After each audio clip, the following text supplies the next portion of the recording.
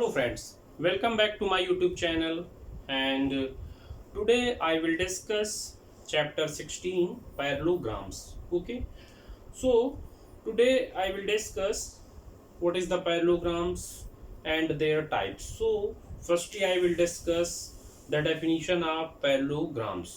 तो definition की अगर हम लोग बात करते हैं parallelograms की, तो किसी भी क्वाड्रेटल को, मतलब कोई भी क्वाड्रेटल आपका होगा, दैट इज हम कह सकते हैं a quadrilateral is called a parallelogram if both pair of its opposite sides are equal.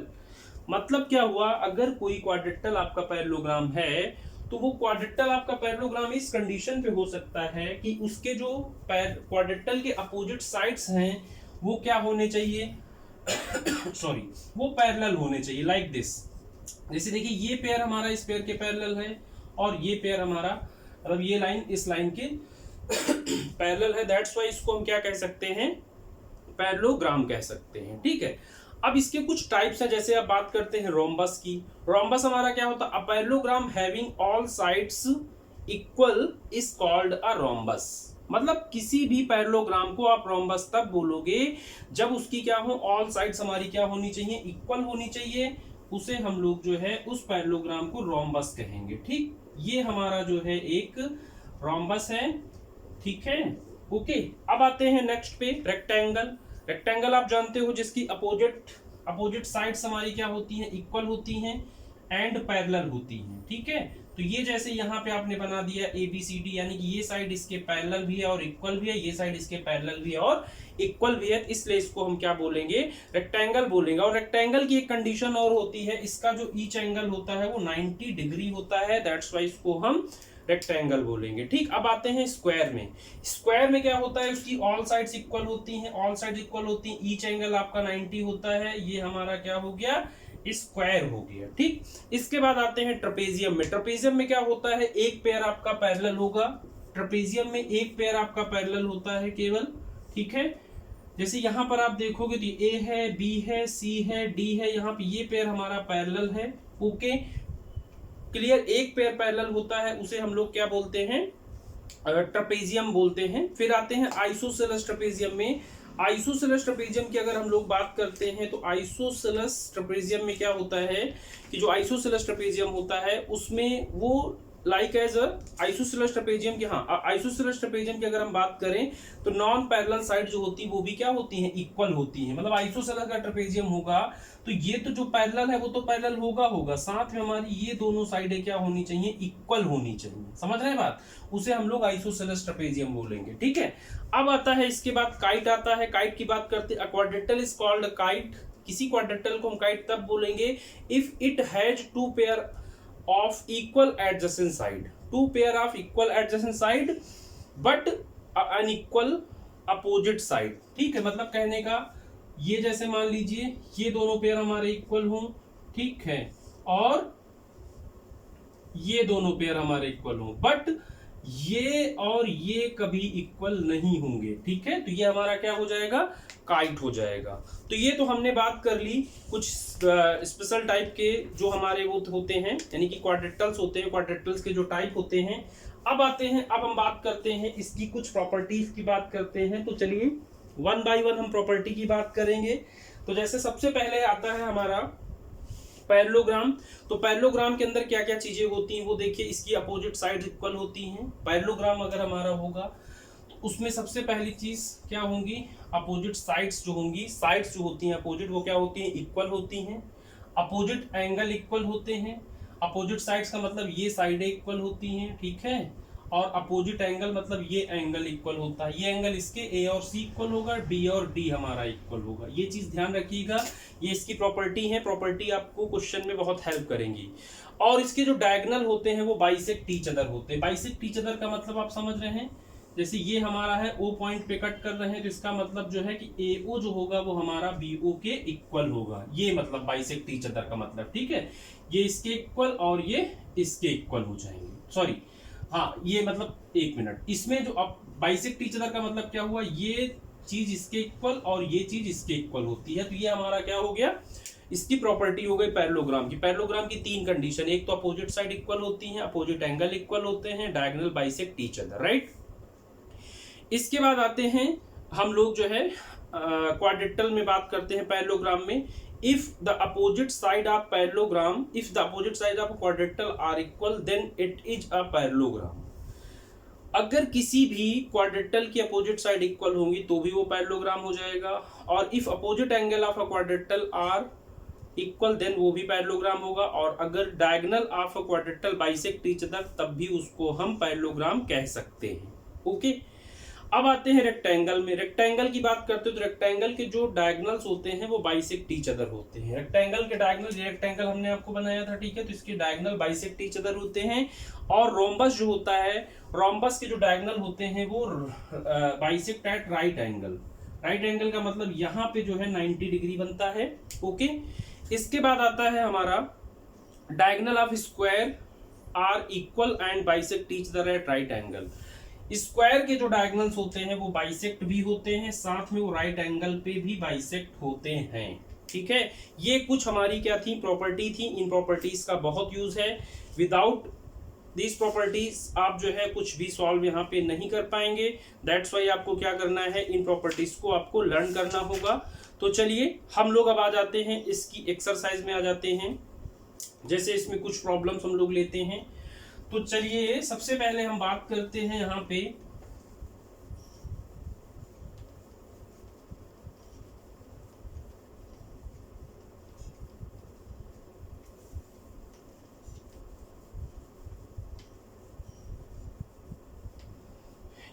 चलिए तो हम लोग बात करते हैं एक्सरसाइज 16A की। तो 16A में क्या है, जैसा कि दिया गया ABCD एक पैरेललोग्राम है। एक्सरसाइज हमारी 16A है। ओके, एक्सरसाइज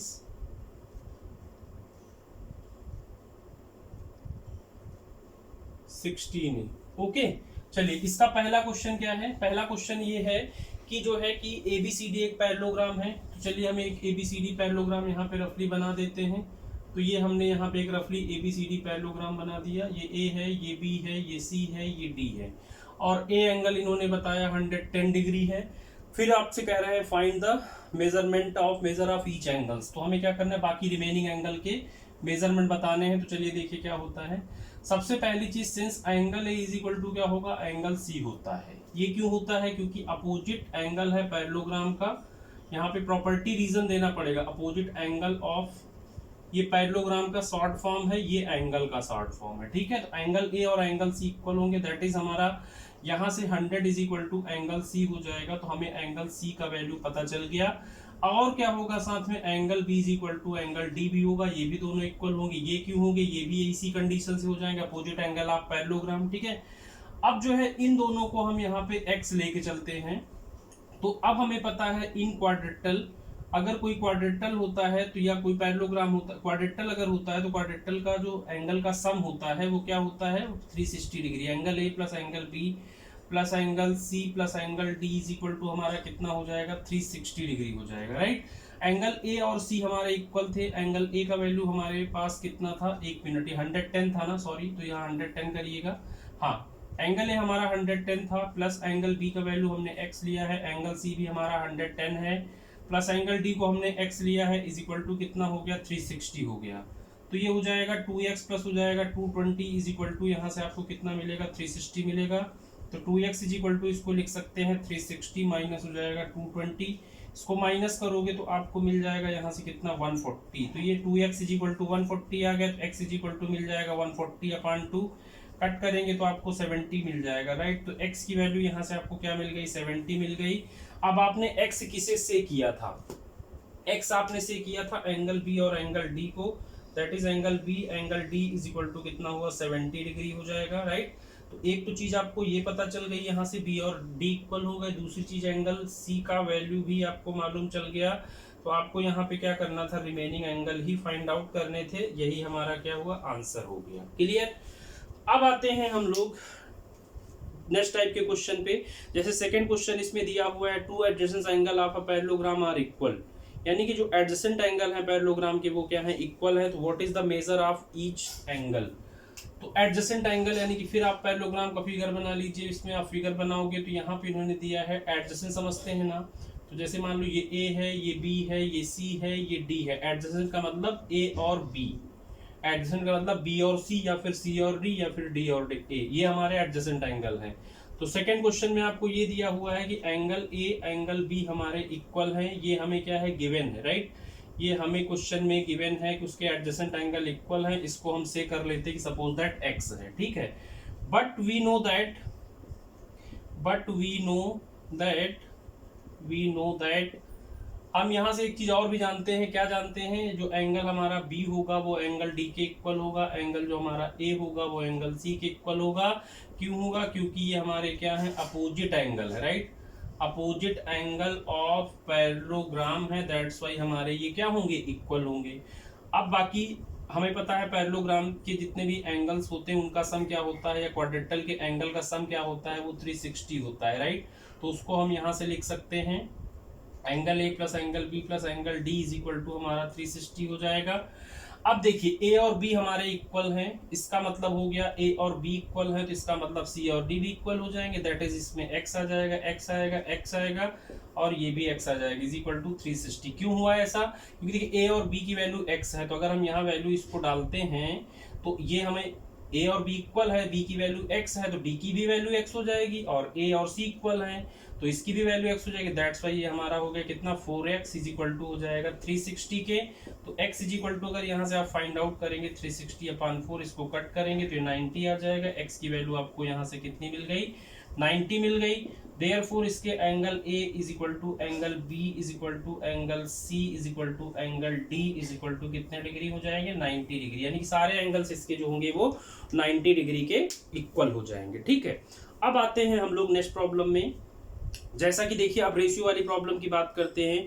जैसे इसमें थर्ड क्वेश्चन में दिया गया two adjacent angle of a parallelogram are in the ratio, यानी कि पैरेललोग्राम के दो एडजेसेंट एंगल का जो है क्या दिया गया है, रेशियो दिया गया है। तो बेटा जब भी कभी रेशियो दिया होता है तो हम लोग क्या करते हैं, एक नया कांस्टेंट यहाँ पर एज्यूम कर लेते हैं। तो हम बात कर रहे हैं क्वेश्चन नंबर थर्ड की बात कर रहे हैं। क्वेश्चन नंबर थर्ड में देखिए हमारा क्या है, उसके एडजेसेंट एंगल का रेशियो दिया है। मान लीजिए ये और ये दोनों एंगल का रेशियो दिया है, तो हम लोग लेट कर लेते हैं, लेट एंगल ए, मतलब आपको गिवन क्या है, आपको given angle A is to angle B is equal to 4:5 given है, ओके। ये हो गया।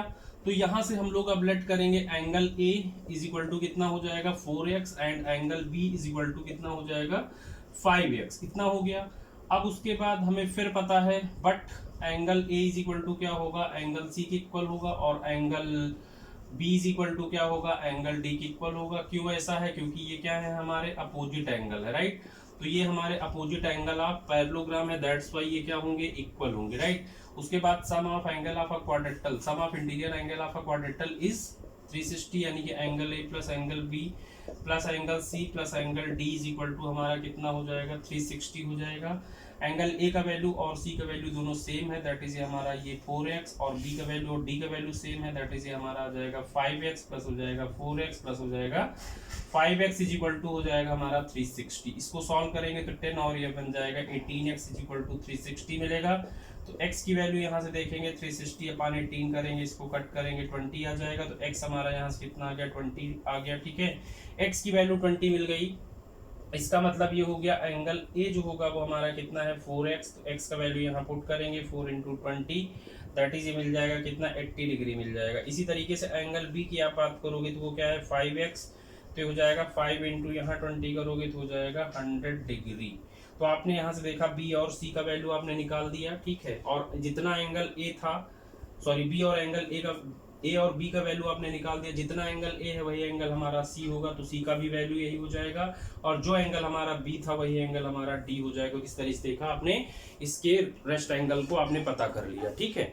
अब इसी तरीके से क्वेश्चन नंबर 4 आप कर लेंगे। क्वेश्चन नंबर 4 में भी यही दिया है, adjacent angle of a parallelogram. तो फिर वही बात, इनमें क्या करोगे, इन एंगल्स को आप इसी के अकॉर्डिंग लेके चलिएगा, बस रेशियो के प्लेस में वैल्यू रख लीजिएगा, सॉल्व हो जाएगा। अब आते हैं हम लोग फिफ्थ क्वेश्चन में, ठीक है।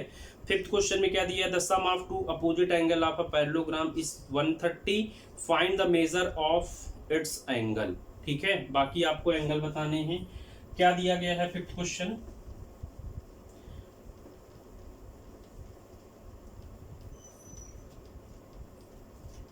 यस, फिफ्थ क्वेश्चन में आपको दिया हुआ है इसमें कि इसके जो अपोजिट एंगल है उनका सम 130 दिया गया है। तो पहले तो आप फिगर बना लीजिए, ये फिगर आपका हो गया। इसके अपोजिट एंगल का सम दैट इज, अगर ये ए है, ये बी है, ये सी है, ये डी है, हमें गिवन क्या है, angle A plus angle C is equal to हमें गिवन है 130 डिग्री। ये तो हमें क्वेश्चन में गिवन है, राइट। तो ये गिवन हो गया। दूसरी चीज देखिए, ये क्या है यहाँ पे, ये है हमारा पैरेललोग्राम। तो पैरेललोग्राम में क्या होता है, बेसिकली पैरेललोग्राम में आपका ये होता है कि angle A is equal to आपका एंगल सी भी होता है और angle B is equal to angle D भी होता है। क्यों होता है भाई, opposite angle of a parallelogram की कंडीशन से, opposite angle of parallelogram, right. तो ये इक्वल हो जाएंगे। अब हम ए और सी को अगर इक्वल ले रहे हैं तो यहाँ से क्या हुआ, इस इक्वेशन को 1 से कर लेते हैं। इस इक्वेशन में हम लोग अगर वैल्यू पुट करेंगे तो फ्रॉम 1 से देखिए क्या हो जाएगा, angle A as it is और सी के प्लेस पे हम एंगल ए डाल सकते हैं। तो ये हो गया हमारा 130 डिग्री। तो यहाँ से आपको मिलेगा 2 time of angle A is equal to 130 degree आ जाएगा। तो angle A is equal to कितना हुआ, 130/2 करेंगे तो ये मिल जाएगा कितना, 65। तो आपको यहाँ से एंगल ए का वैल्यू पता चल गया 65 डिग्री। एंगल ए अगर आपको मिल गया तो एंगल ए और एंगल सी हमारे इक्वल होंगे, दैट इज ये भी हमारा 65 ही होगा। ठीक है, इतना क्लियर हो गया कि नहीं हो गया। अब हमें ये भी पता है कि जो क्वाड्रेटल होता है उसके एंगल का जो सम होता है वो क्या होता है, 360 होता है। तो angle A plus angle B plus angle D is equal to 360 हम लोग कर लेंगे। और देखिए बी और डी भी हमारे इक्वल होंगे और इन वैल्यूज को हम यहाँ पे क्या कर सकते हैं, इसको कुछ से कर लें। अगर हम इसको एक्स ले लेते हैं यहाँ पे, इन दोनों एंगल्स को, मतलब कहने का ये दोनों इक्वल किसके हो जाए, अगर एक्स के इक्वल हम यहाँ पे से कर ले तो कोई प्रॉब्लम तो फिलहाल नहीं होनी चाहिए। चलिए, एंगल ए की वैल्यू 65 है, एंगल बी हमारा एक्स है, एंगल सी हमारा 65 है, एंगल डी हमारा एक्स है, इज इक्वल टू ये हमारा 360 हो गया। तो 2x इज इक्वल टू हो जाएगा 360 माइनस हो जाएगा 130। इसको आप माइनस करेंगे तो बचेगा यहाँ से कितना, 230 बचेगा। या 2x इज इक्वल टू, तो x इज इक्वल टू आप निकालेंगे तो 230/2 हो जाएगा। 2 1 जा 2 1 जा 2 5 जा, यानी कि यहाँ से आपको जो है x का वैल्यू कितना मिल गया, 1115, मतलब 115 डिग्री मिल गया, 115 डिग्री मिल गया। बट आपको यहाँ दिया क्या था, angle B is equal to क्या था, angle D is equal to x था और एक्स का वैल्यू आपने पता कर लिया। तो ये वैल्यूज हमारी कितनी हो जाएंगी, तो ये हो गया हमारा बी और डी, एंगल बी और एंगल डी हो जाएगा कितना, 1115 डिग्री हो जाएगा, 115 डिग्री हो जाएगा। ठीक है, अब इसके बाद आते हैं हम लोग, थोड़ी सी प्रॉब्लम इसकी और देख लेते हैं एक दो। ओके, तो चलिए अब हम बात करते हैं इसमें नेक्स्ट क्वेश्चन की। तो नेक्स्ट क्वेश्चन में अगर हम लोग यहाँ पे देखते हैं तो इसी तरीके से देखिए, क्वेश्चन नंबर 6 आप सॉल्व कर सकते हैं। पैरेललोग्राम है, 2 साइड्स ऑफ अ पैरेललोग्राम, उनकी साइड का रेशियो दिया गया। तो आप चलिए इसको भी देख लीजिए, थोड़ा डिफरेंट प्रॉब्लम है ये। कैसे करेंगे इसको आप, इसमें साइड का जो है रेशियो गिवन है और उनका पेरीमीटर गिवन है। तो चलिए हम लोग देखते हैं। यस, क्वेश्चन नंबर 6 हमारा क्या है, हाँ क्वेश्चन नंबर 6 है, 2 sides of a parallelogram are in ratio. Ratio में दिया है तो सबसे पहला काम हम लोग लेट कर लेंगे, let the sides be, let the sides be, ये क्या हो जाएगा 5x एंड एक हो जाएगा 3x। रेशियो गिवन था तो ये हमने साइड को लेट कर लिया। ठीक है, उसके बाद इसका पेरीमीटर कितना है, 64 है। तो 64 पेरीमीटर है, पेरीमीटर आप सबको पता है, मान लो ये हो गया। इसकी दो साइड का रेशियो गिवन था, राइट। मान लीजिए कि इस साइड का और इस साइड का रेशियो गिवन था, ये हमारी 5x थी और ये जो है हमारी क्या थी, 3x थी। तो पैरेललोग्राम की कंडीशन क्या होती है, इसके इक्वल होता है, ये साइड इसके इक्वल होती है, राइट। तो यहाँ से हो जाएगा ए बी सी डी, आपको यहाँ पे गिवन है A B plus B C plus C D plus D A का वैल्यू आपको गिवन है कितना, 64 गिवन है। यस, 64 गिवन है, तो 64 करिए। अब देखिए यहाँ से ए बी हमारा कितना है, 5x है। बी सी कितना है, जितना ए डी होगा वही बी सी हो जाएगा, तो ये 3x हो जाएगा। और सी डी की बात करोगे तो ये 5x आ जाएगा। और डी ए की बात करेंगे तो डी ए में हमारा क्या होता है, डी ए जो होगा वो हमारा 3x है। बात समझ रहे हैं ना, ये क्योंकि साइड्स पैरेलल और इक्वल भी होती, दैट्स वाई आपने ऐसा कर लिया, 64 कर लिया।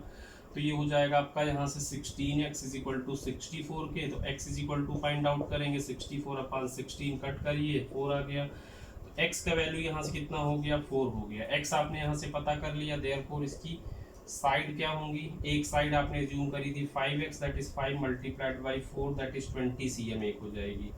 और दूसरी साइड की बात करेंगे तो दूसरी साइड हमारी क्या थी, एक साइड हमने ये लिया था, मान लो हम इसको क्या ले लेते हैं ए बी ले लेते हैं, तो ए बी हमारा जितना होगा वही हमारा सी डी हो जाएगा, ठीक है।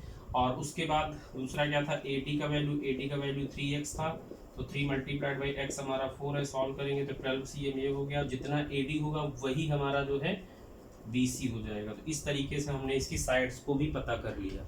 बेटा क्वेश्चन नंबर 7 जो होगा वो हमारा कुछ इसी तरीके से है, तो उसे सॉल्व किया जा सकता है, ठीक है। और क्वेश्चन नंबर 8 में देखिए, क्वेश्चन में सारी हिंट दे रखी है, तो 3 कंडीशन लेके उसे आप सॉल्व कर सकते हैं। क्वेश्चन नंबर 9 में भी आपको हिंट दी हुई है, उसे भी ऐसे सिंप्लीफाई कर सकते हैं, ठीक है। अब आते हैं क्वेश्चन नंबर 10 पे। क्वेश्चन नंबर अगर हम 10 की बात करते हैं तो क्वेश्चन नंबर 10 में हमें क्या चीज़ें गिवन है वो देखिएगा। क्वेश्चन नंबर 10 में पहली चीज़ तो उन्होंने बोला कि ये क्या है, एक रोम्बस है, तो रोम्बस आपने बना दिया यहाँ पे। अब आपका ये रोम्बस है तो रोम्बस के डायगोनल्स गिवन है, एक ये मान लीजिए और दूसरा डायगोनल मान लीजिए ये। तो ये हम एज्यूम करके चलते, सपोज दैट हमें ये 12 cm गिवन था और ये एक दूसरा कितना गिवन है, एक 12 है और एक 16 है। तो चलिए इसको हम 16 ले लेते हैं, इससे हम 12 ले लेते हैं, राइट। ये है, तो इसको ए ले लिया, इसको बी ले लिया, इसे सी ले लिया, इसे डी ले लिया। हमें क्या गिवन है क्वेश्चन में गिवन है यहाँ से ए सी का वैल्यू 16 cm, ठीक है। और बी डी का वैल्यू कितना गिवन है, ये गिवन है हमारा 12 cm। अब आपको पता है कि we know that diagonal of rhombus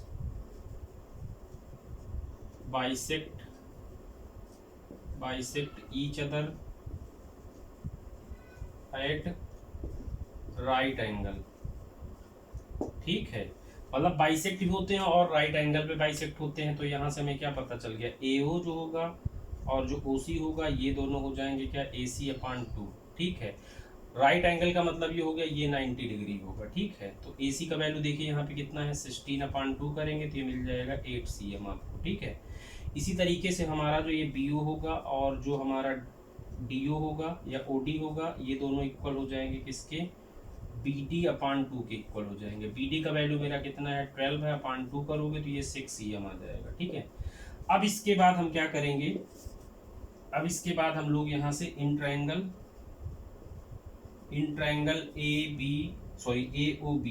AOB में देखिए, ये अगर 90 डिग्री है तो इसके लिए हाइपो का काम कौन करेगा, हाइपोटेन्यूज AB होगा। तो यहाँ से पाइथागोरस थ्योरम यूज करेंगे, बाय पाइथागोरस थ्योरम से क्या आ जाएगा, ये हो जाएगा AB² इज इक्वल टू आ जाएगा यहाँ से OB² और प्लस हो जाएगा OA², ठीक है।